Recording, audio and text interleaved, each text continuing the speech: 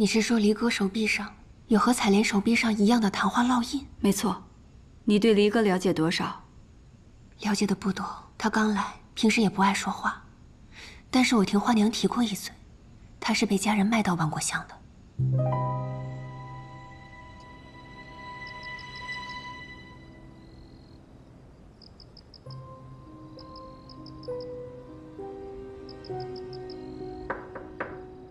离哥姑娘，我进来了。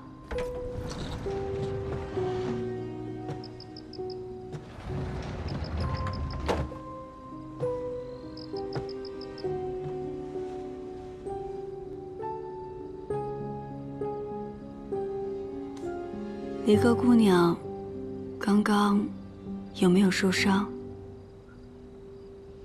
无碍。我的同伴已经离开了。离哥姑娘，可否陪我聊聊天？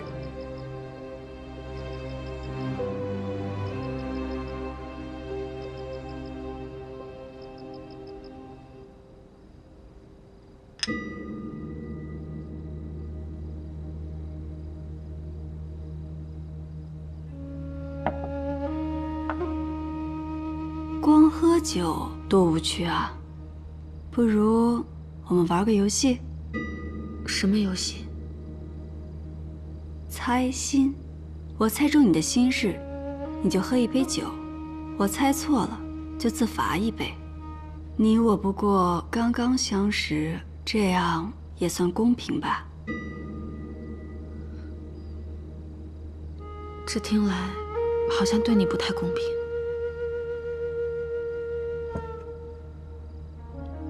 第一杯酒。你跟我说话时虽面带笑意，可心中却极为痛苦。你的手还常常发抖。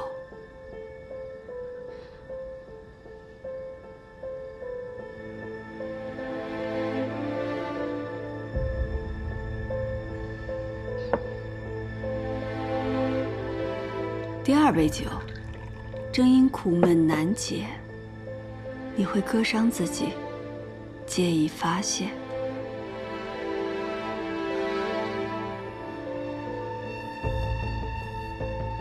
第三杯，你究竟是什么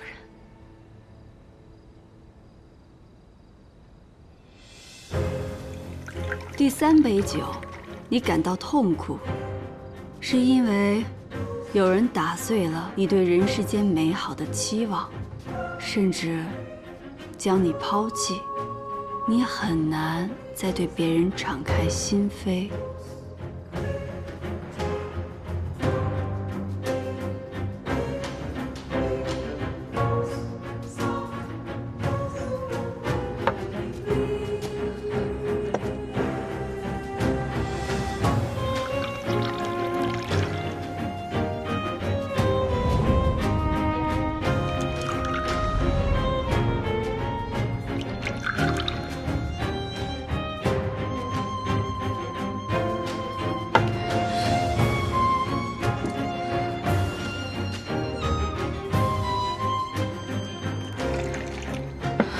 人言可畏，更甚于灾避，所以我从不与他人交心。可没想到，与你不过初相识，便被你看穿了心思。你刚才不是问我是谁吗？我叫叶平安。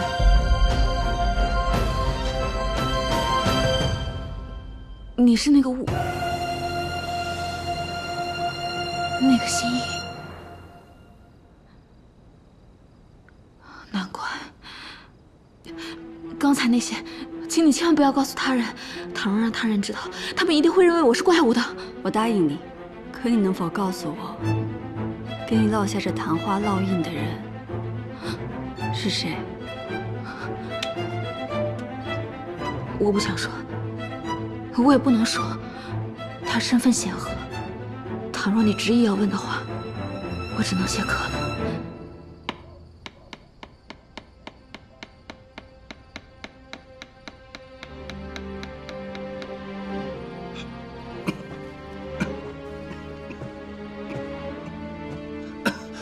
父亲在雕刻什么？千秋阁，千秋万岁之意。若圣上喜欢，待佳节便献给圣上；若不喜欢，为父只能自己留着了。精雕细琢，在这紫檀木上雕好千秋阁，恐怕得花上1年的功夫。到时圣上见了父亲这份心意，必定龙颜大悦。贤儿，明日你总该有时间上山去看看你母亲了吧？女儿还有些公家之事未了，明日亦不得闲。你年幼之时，你母亲便进山修道，委屈冷落了你。你心里若有怨，就怨为父吧。父亲说笑了，若不是当年父亲赏识女儿的策论，带我觐见圣上，女儿又怎会有今日呢？父亲身体还未好全，早些休息吧。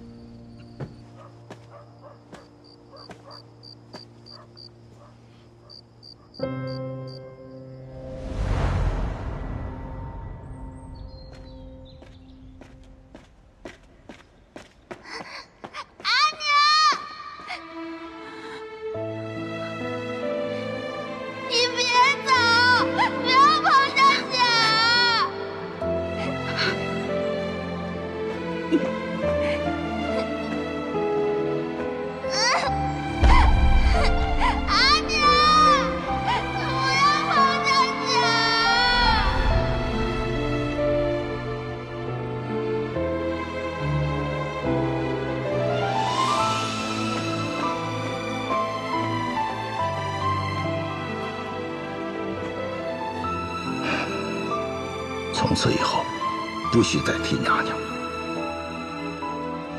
起来，起来，随你。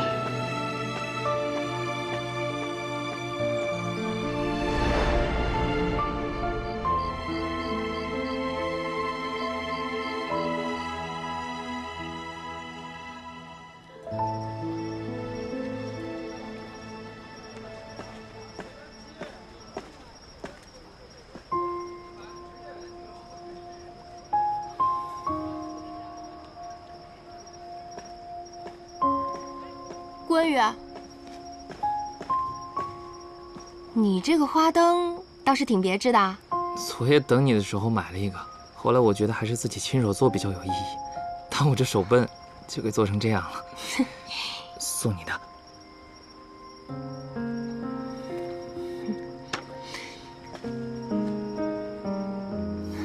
你看，这月影美吗？很美啊。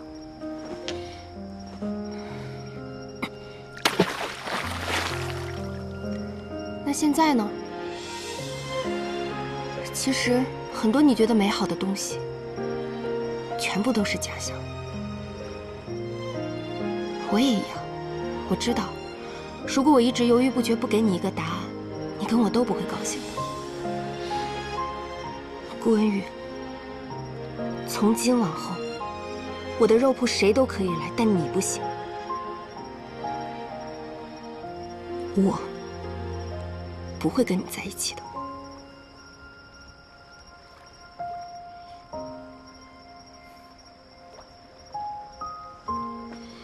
你的顾虑是和御史案有关吗？你怎么知道的？你还知道什么？是不是袁绍成？你先让我把话说完，好吗？我从出生起便是贱民， 12岁那年，我被人从盲沟买走，就被关进了一座宅子，过着暗无天日的生活，只要犯错就是一顿毒打。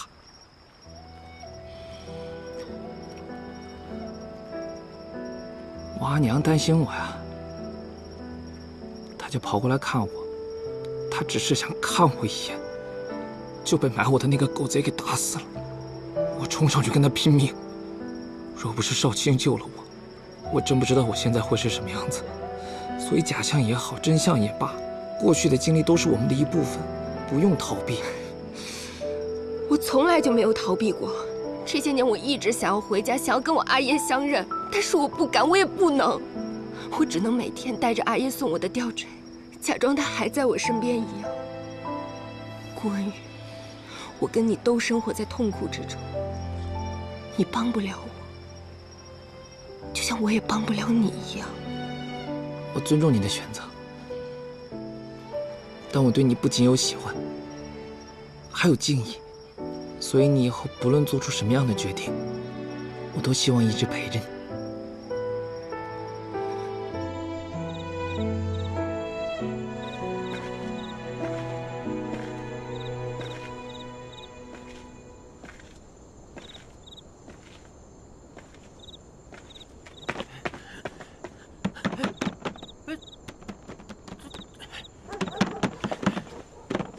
没人。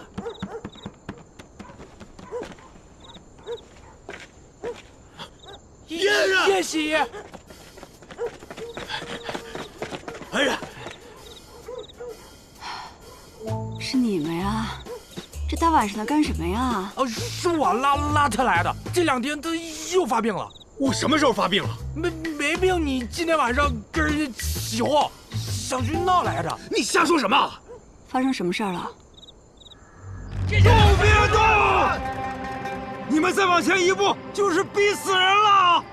蔡元，我们辛辛苦苦干了那么久，临了了你1分钱都不给，你当我们这些短工都是好欺负的是吧？给钱！我说不给了吗？我说不给了吗？你们总得多宽限我几日嘛！1天拖2天，2天拖3天。少军，把他拖下来！你们都别过来啊！别过来啊！我，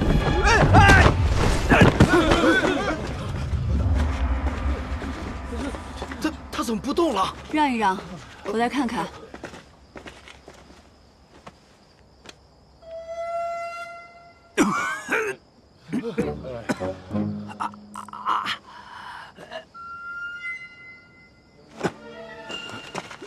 说吧，为什么欠大家的工钱不发？我带钱去赌方输了。继续编。真的，我没骗你。听说过安心馆的叶平安吗？你是那个吴？我说，这不是我花了半辈子的积蓄，开了这么一间布坊，我琢磨着，我蔡云也搏一搏富贵命，可谁成想，前脚圣都大布坊派人来收什么入室钱，后脚南市署的小丽又说我这布不合格，我这上上下下这通打点呢，你别说给他们的工钱，我连饭钱都没有了，我。这明明是好布啊，他们诚心挤兑你。哎呦，你是明眼人呐！我说我找朋友打听打听，这一打听才知道，甭管是南市署还是什么智库，都跟那个大布坊有勾结，他们简直是只手遮天，就是不准我们这些小布坊开张。我都不是第一个被逼上绝路的了，我。那大布坊该不会就是九河吧？九河，那可是圣都最大的布坊。你害怕他们去九河布坊闹事，会把他们自己也搭进去？你还挺讲义气啊！哎呦，行了，九河布坊背后的人是谁？还不是圣都第一富商，也是皇室宗亲，琅琊郡王李宗旭。李大山人，那不可能啊！那李大山人明日还要举办酬民宴呢。对呀，我听说啊，这个宴席是专门给咱们穷人准备的，去了吃喝管饱。有这事，有这事，没少帮我。行，那明天还得劳烦你再吃点苦。什么苦？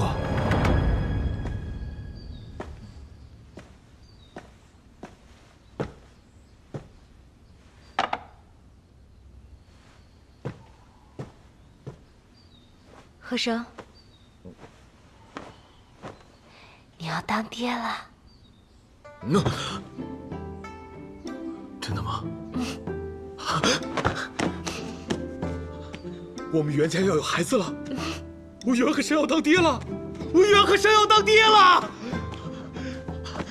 白生，日后家里的苦活累活都我来做啊。还有，从今往后，我滴酒不沾。这可是你说的。我说的。贺生，现在我们有了孩子，我们去安静的乡间过日子，好不好？可少长怎么办？他经常冒险行事，我在，他还能有所顾忌。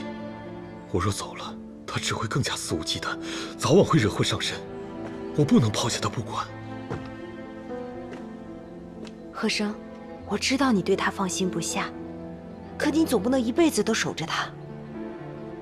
不管怎么样，你都要让他知道我们的想法，好不好？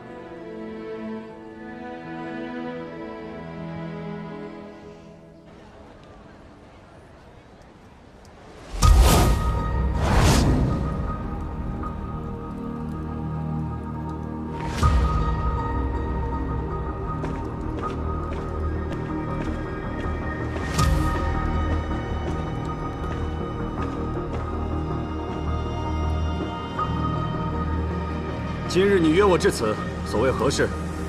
我想看看你的拳脚，是否如同你的为人一样废了。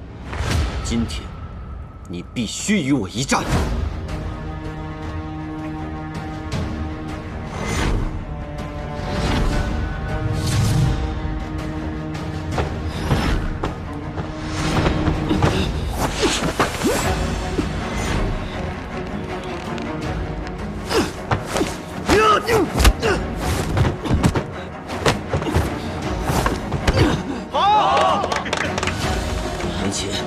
突破敌方包围，带回了情报，立了大功。现如今，却变成了趋炎附势的小人，为什么？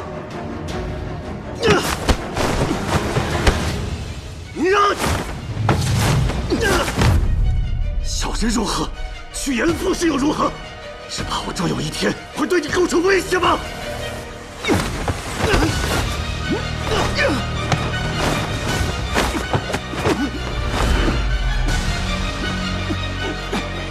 真是贪图权贵，却为何不惜得罪贵胄，替莽高人请命？你为我爱管闲事，行了吗，大将军？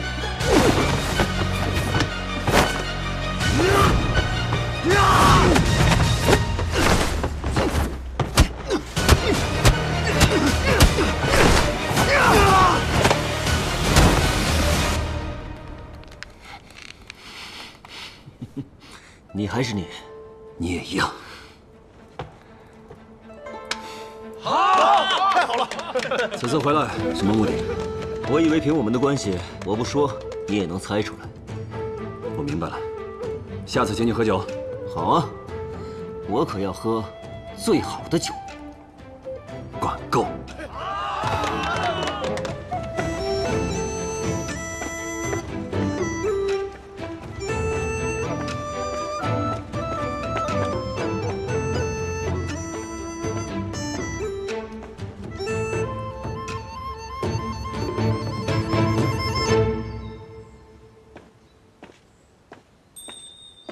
伯母，哎，你确定你看清离哥的那个烙印和采莲还有阮琴的都一样？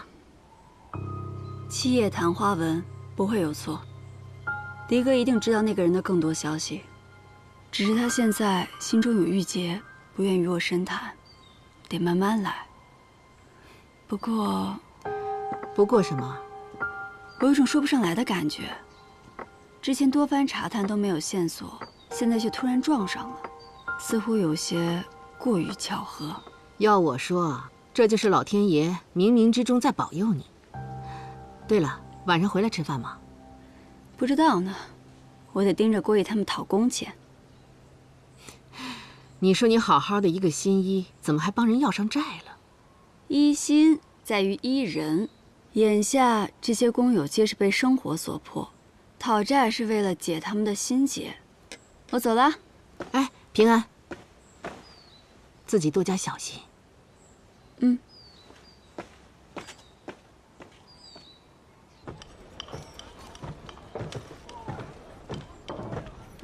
少成叔，哎，快走，别理他。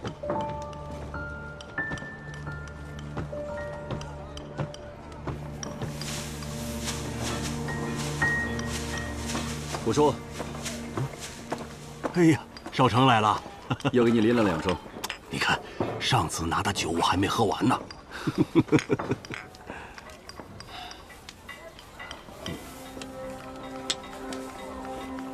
这块儿给你，我总共打了3块。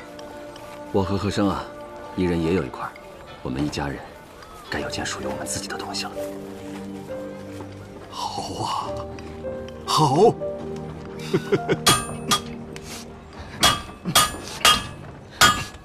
哭什么哭？一天到晚就知道哭。你有本事，那你给我找条出路。生来就跟你说谁没本事？你再给我说一句，你回来。就是你没本事。你说谁没本事？就是你。哎，干什么？干什么？没啥要紧的，你给我进去。什么没什么要紧的？你不好意思说，那我来说。袁少卿，你为什么要取消龙门赛？这半年来，孩子他阿爷每天都在为龙门赛做准备。只要他赢了，他跟孩子都能脱离贱籍。我说句难听的，你能飞黄腾达，靠的不就是龙门赛吗？你过上了好日子，却堵死了我们所有人的路。你到底安的是什么心呢？你这说的都是什么话呀？你在说这些话之前，可曾问过自己的良心？大家伙都知道，以前邙沟是个什么样子。若没有少成的庇护，谁都可以进来抓人打人。咱邙沟人哪有尊严？虎叔，是，他是飞黄腾达了，也大可以拍拍屁股走人呐。可是他没有走，在他的心里，始终把咱们邙沟当做自己的家呀。虎叔，袁少卿，在我们心里面，你永远是我们最尊敬的人。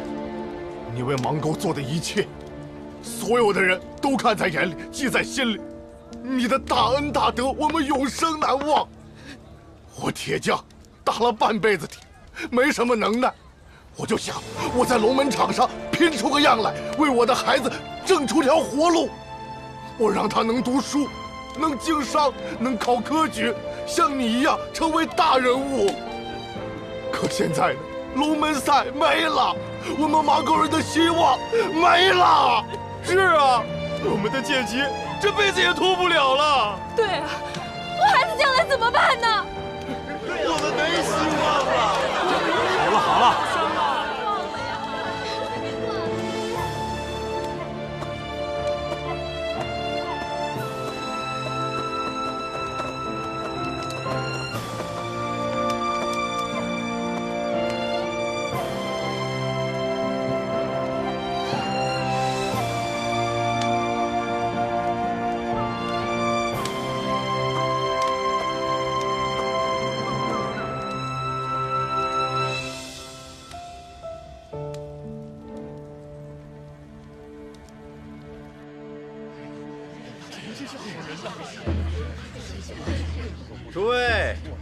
诸位，去年扬州决堤，淹没了大量盐田，是李大善人解了圣都的盐业之危啊！多年来，李善人虽贵为郡王，却岁岁不失周粮，每年还为朝廷纳了不少的盐税啊！真乃我万民福星啊！善人呐，从商者不应以聚财富家为壮志，应以经世济民为己任，这都是我应该做的。大家快快享用吧。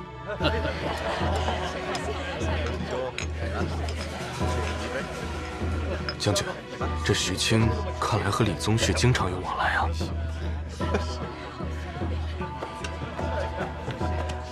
李大善人呐，去年冬天是您施舍了粮食，才让我们一家老小熬了过来呀。老朽在这给您磕头了。哎呦呦，快请起，快请起！来，快起来！常言道，达则兼济天下。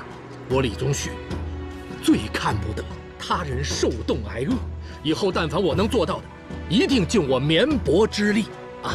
大善人啊，这是大善人呐，大善人呐！活不了了，没法活了，要逼死人了！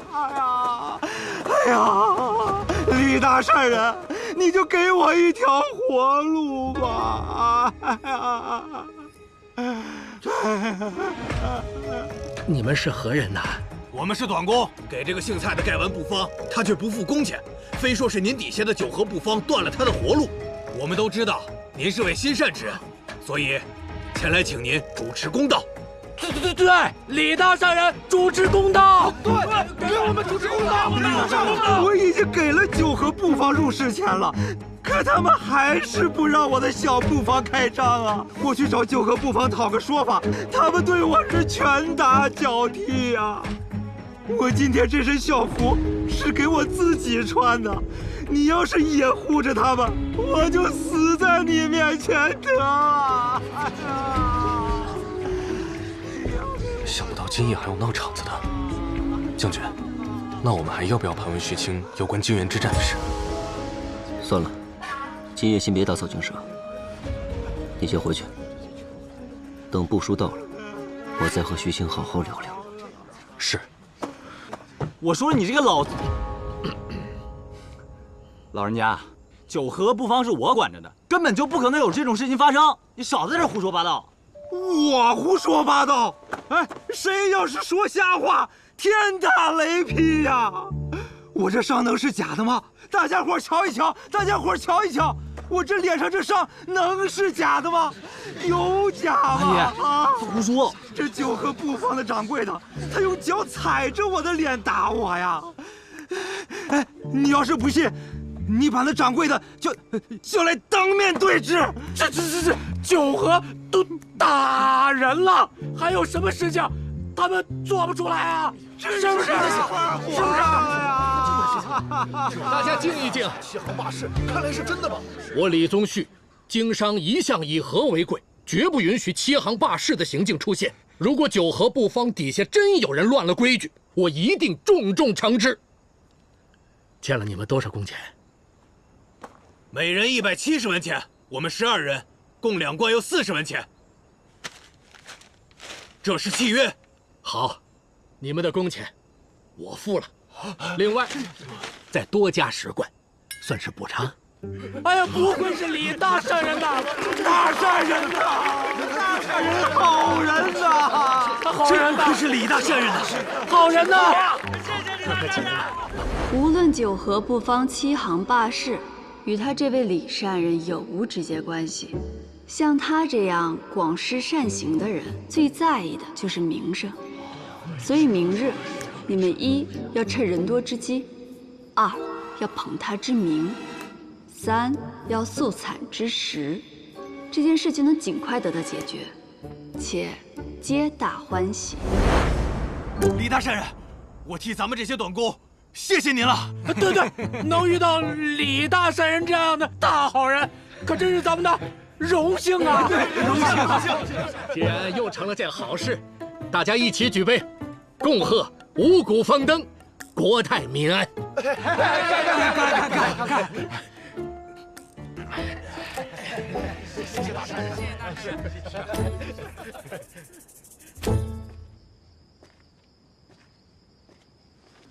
若是没猜错的话，今夜的这出好戏是你替短工安排的吧？武将军，你怎么会在这儿？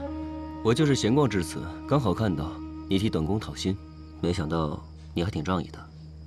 老有所得，天经地义。他们心安则意平，心静则无疾。我听显儿说，武将军也常在所住营地接济流民，还带头开荒种地。你这可是仁义之举啊！不过是杯水车薪罢了。士族中的某些人不仅坐拥田地之利，还倒逼农户贱卖良田，因此流民不绝啊。听起来，武将军有些灰心。那你呢？就算一时帮短公讨了公道，可欺压平民之事屡见不鲜。难道你从未灰心吗？我只是觉得，碰到了，能帮一个，是一个。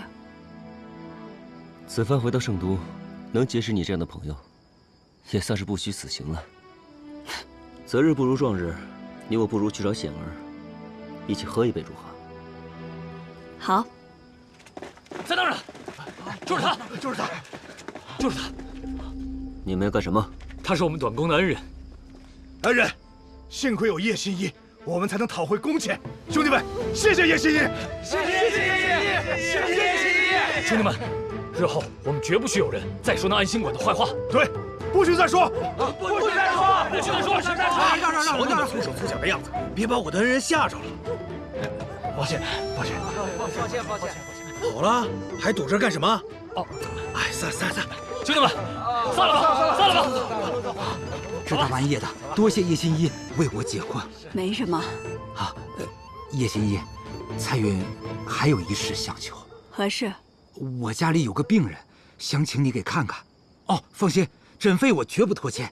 只是此人这里不太正常，不敢带出来，能否烦劳叶心一跑一趟？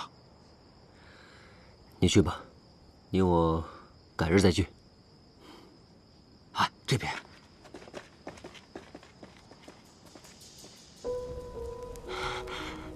几年前，我在大街上看见他被几个地痞欺负，打得浑身是伤。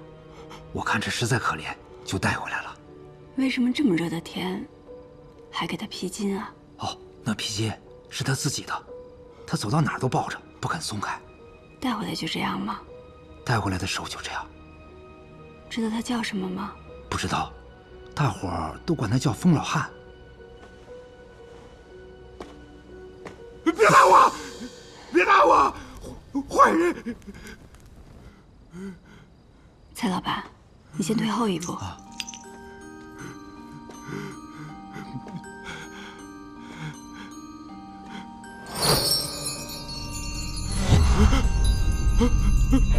你的披巾很好看，是你自己织的吗？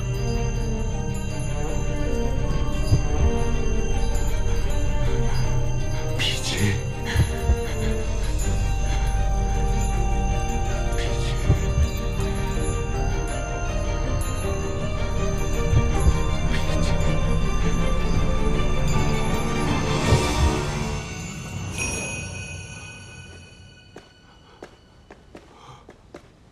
他现在神志不清，这种情况只能一点点来。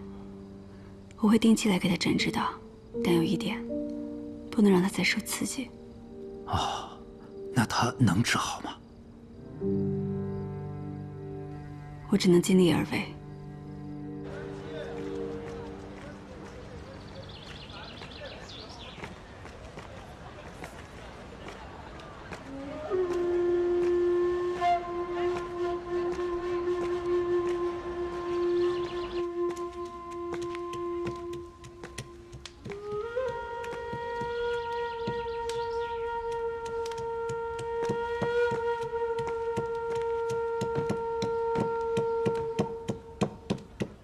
叶心一，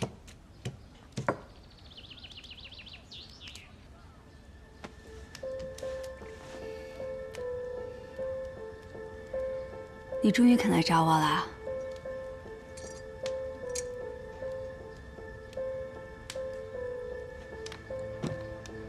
跟我讲讲吧，你是怎么去到的万国乡？我家是农户。户部的小吏总是用各种名目增加粮税，如果交不上，就只能贱卖田地。为了给家里减轻负担，我选择委身于一个男人。可那个男人日复一日的折磨我，我很害怕。我好不容易逃回家。可是万国乡的花娘，却找上了阿叶，说要用1袋盐来换我。阿爷见严金贵，他便用我去换了那袋盐。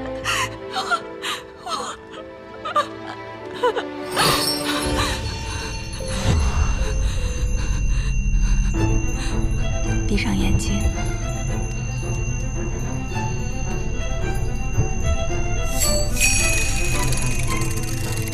从这一刻起，我们去一个安全的地方，只有你和我。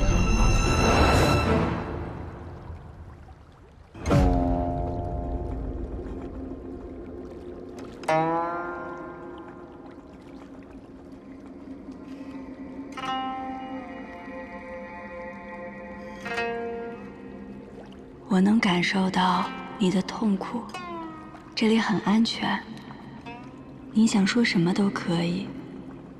我觉得这个世界上已经没有人需要我了。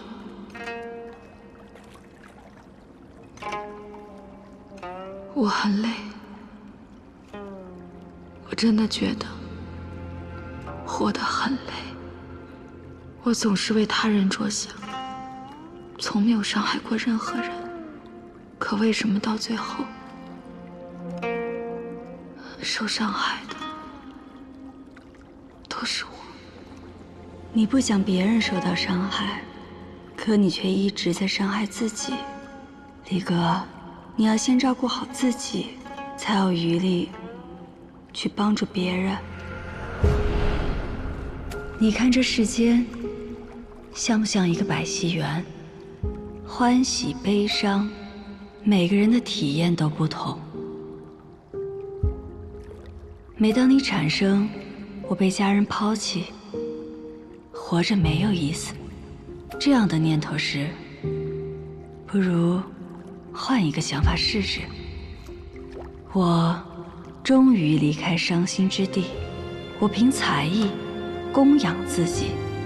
日积月累，你会有怎样的人生，都在这一思一念间。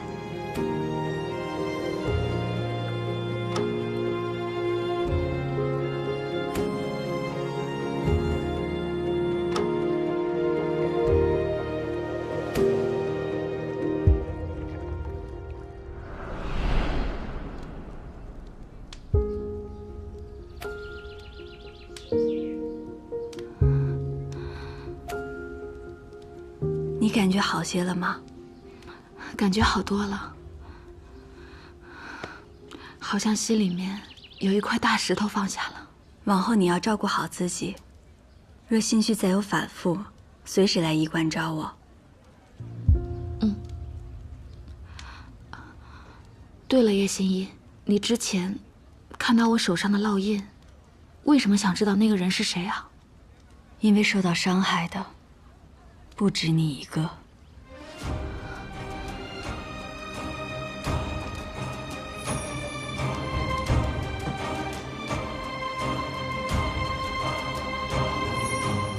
好，我告诉你，我知道的一切。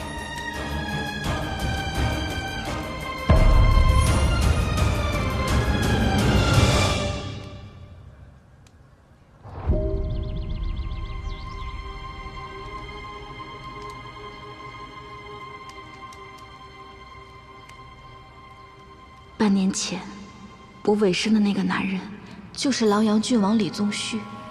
被他染指的女子，都会被烙上昙花印记。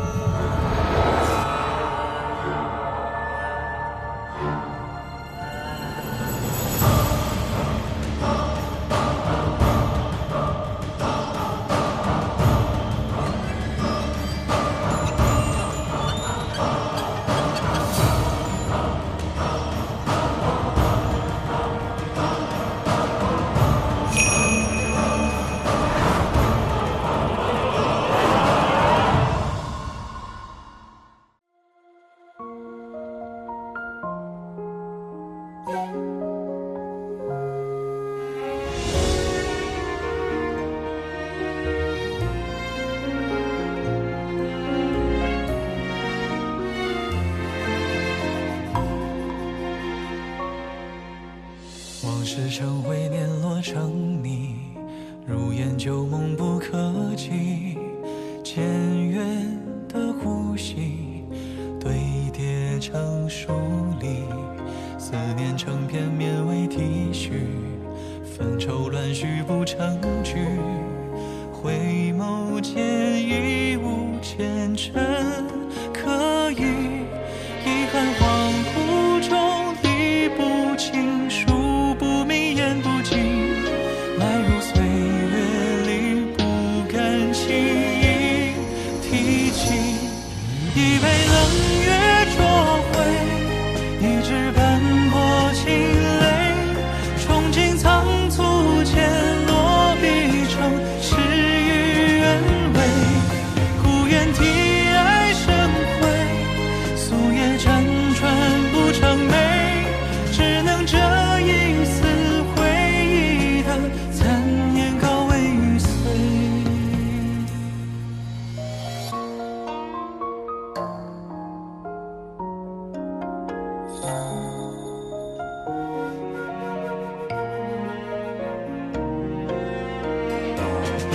以为冷月灼灰，一直斑